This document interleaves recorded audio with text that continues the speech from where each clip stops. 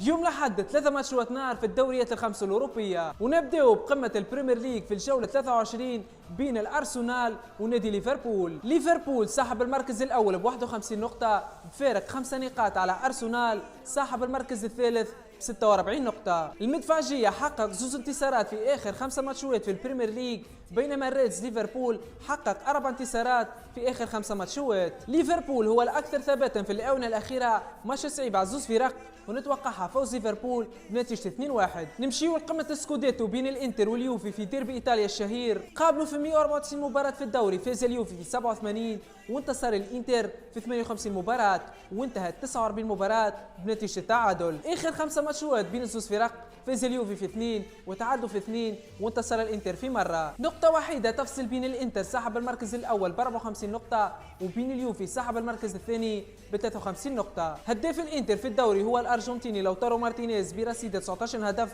اما هداف اليوفي فهو الصربي فلاهوفيتش برصيد 12 هدف. ماتش صعيب على زوز فرق ونتوقعها 1-1. الماتش الثالث ديربي مدريد بين الريال والاتليتيكو في قمة الاسبوع 23 من الليغا. الروخي بلانكوس صاحب المركز الرابع لم يخسر في اخر 5 ماتشات. في الجانب الاخر الريال لم ينهزم في الدوري منذ سبتمبر من العام الماضي، وكانت امام اتلتيكو مدريد وهي الهزيمه الوحيده للريال هذا الموسم في الليغا. اخر زوز ماتشات بين الزوز فرق الريال فاز على اتلتيكو في السوبر، والروخي بلانكوس اقصى الميرينجي في كاس الملك. ماتش صعيب على استاد البرنابيو ونتوقعها 1-1، وانتم مازال اكتبوا لنا توقعاتكم في كومنتات وما تنسوش اللايك والفولو.